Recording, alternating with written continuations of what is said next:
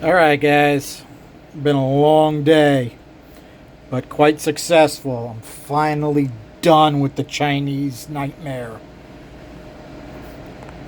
EQ CH318Bs. And I realized I was just about finishing up and I'm like, I'm really trying to do something that these heads were not designed for. Yeah, I'm a little slow, I realize that. Alright, the flows you guys are looking at is exactly what I got set up on the bench right now.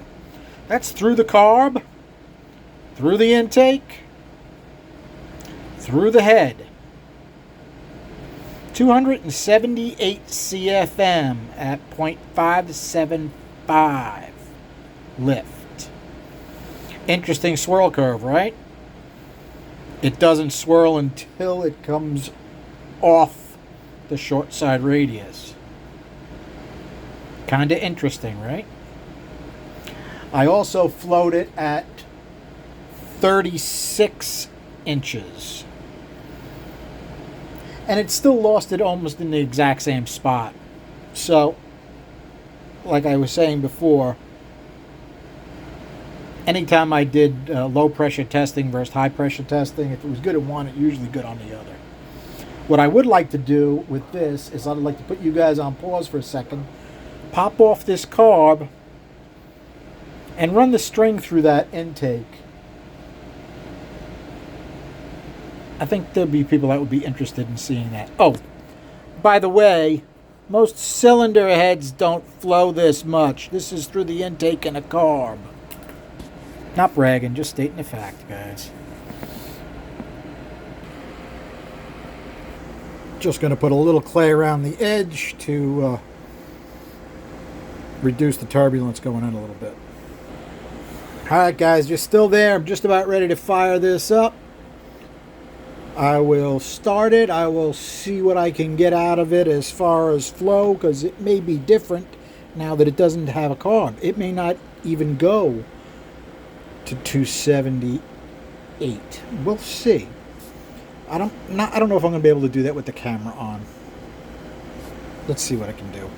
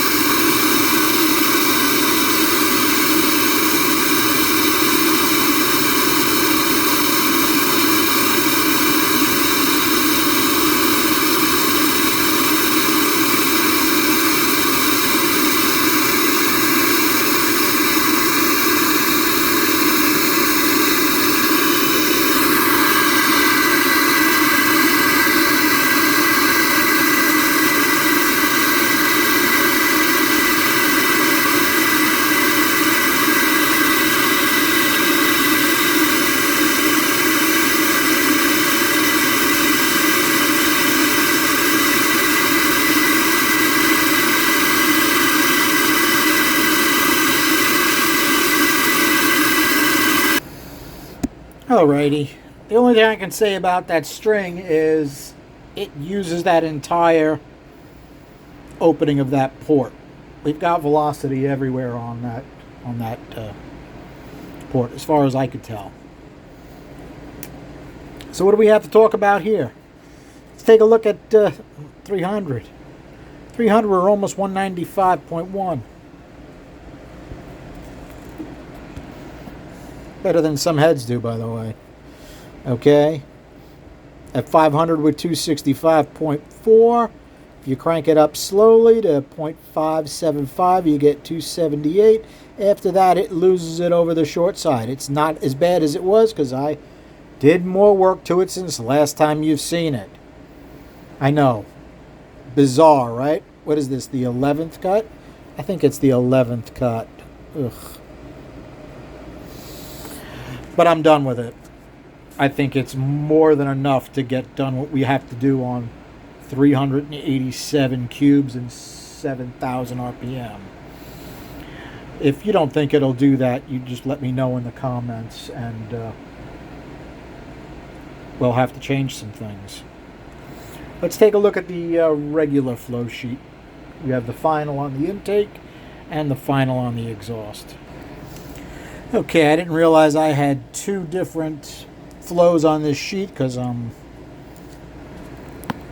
cooked from being in the garage for too many hours, too much heat.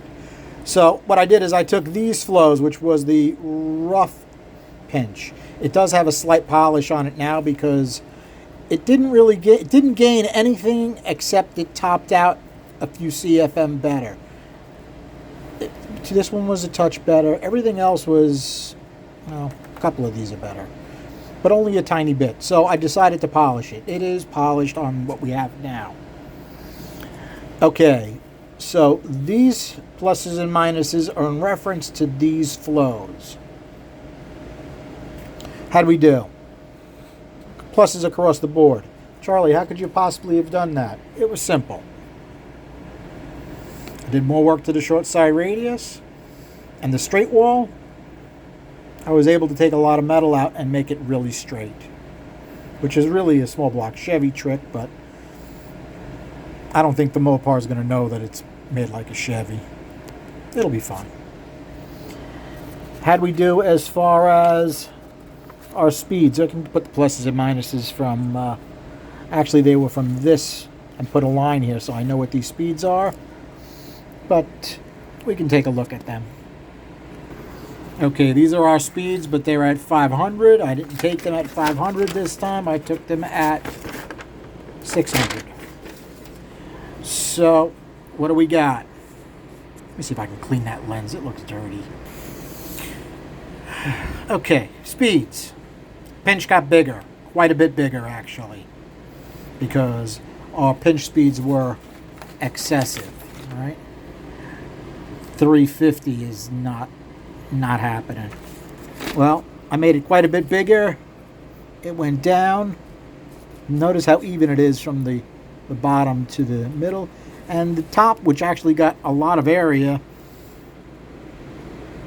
only slowed down a little bit. So I did that on purpose. As far as our center of cylinder, that went up. Unfortunately, I was not able to modify the port anymore there to work on these air speeds, so they're going to be what they're going to be. By the way, the port seems pretty happy right now. Okay? Through the whole lift curve, even when I did it at 35.7. See, my bench, I have it set for 27.7. But if you go by the manometer, that's 28 inches. So my flow comm is a touch off. But I'm fine with that. I'm not sending it to get calibrated. They get a fortune for that. So I set it for 35.7. It came right to 36 on my manometer. So these flows are at 36. At 300, 229. At 400, 281. 500, 316. 600, 3, I think that says 302, 300, 304. After it loses it on the short side, it loses it pretty hard. And if you wanted to, you can go to like Wallace Racing calculators And you can transfer these two back and forth. You'll see they're going to be very, very close. Okay. Can we learn anything from that? We actually can. I don't know if I'm going to get into that tonight. I'm a little cooked. Let's see if I can find the last exhaust port. I must have changed something because it topped out a little bit better. So let me see if I can figure out what I did. Okay, this is what we did last time as far as the exhaust, right?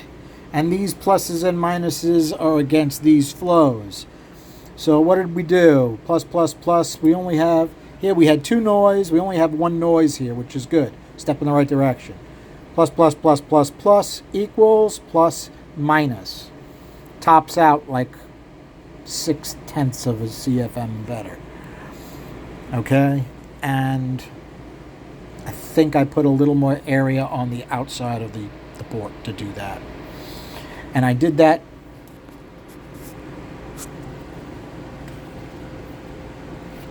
I'm checking these speeds.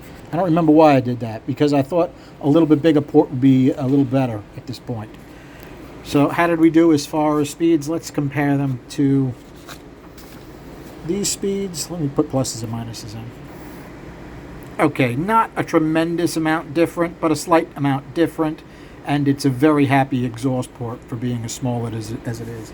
The only thing I have left to do to these ports is to pour them and measure everything and put them into the IOP program, and then we'll get some estimates. We'll do the IOP program, and then we'll do the I have another engine program. I can't even think what it is. Performance trends. Wow. Sorry, guys. In any case,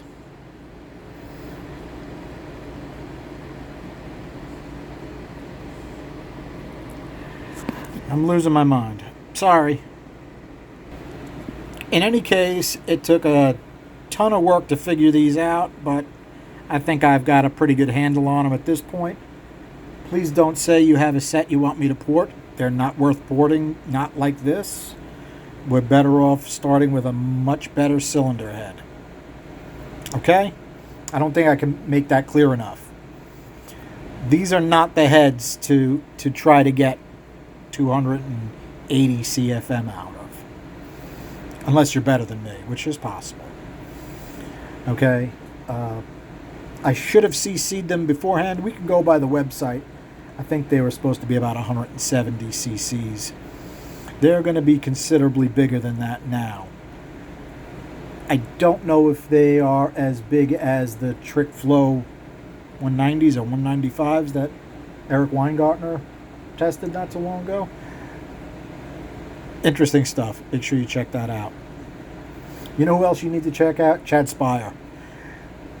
The horsepower he gets on his super stock stuff that flows like 280 with 172 cc ports is like 600 plus.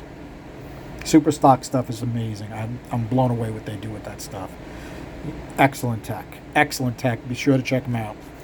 All right, guys. Thanks for hanging out. Have a good night.